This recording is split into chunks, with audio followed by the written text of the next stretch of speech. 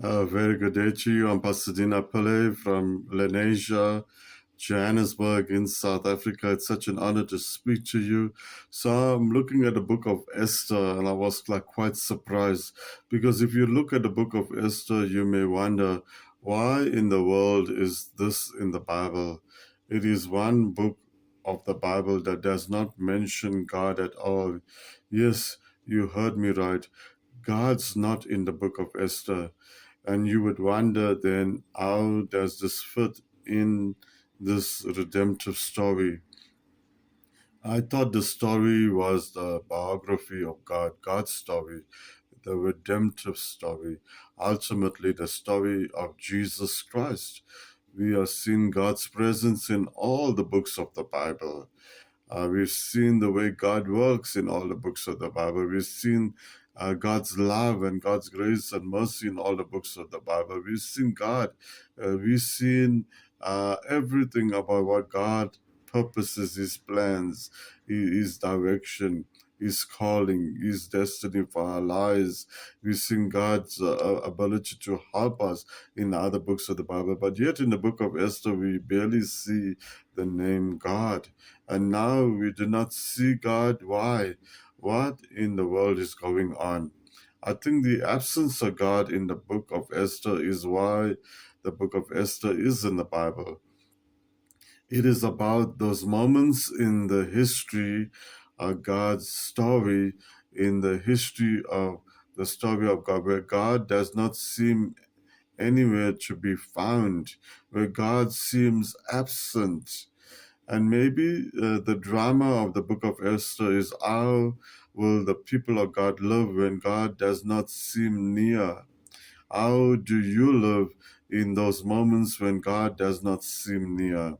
Listen, do not judge the quality of your faith by your excitement on a Sunday morning when you are surrounded by people with hands raised up and you are remembering the truths of the gospel as you are in church. Judge the nature of your living faith in those moments where none of that exists, where you are alone and it seems like the heavens are like brass. It seems like the promises of God do not include you. It seems like God has walked away from your life. When it looks like bad people are prospering, you see in the book of Esther, arrogant kings, no heart for God, who have power.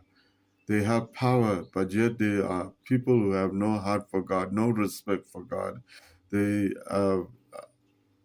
pride and importance, but no heart for God. And you would think maybe that Esther then is a different biography. It is a biography of a woman who gains power and changes the world. But it's not that. It's that in those moments where God seems most absent, God is actually actively working. God will never stop working until his work is complete. And as I have said before, this is a theme throughout the Old Testament.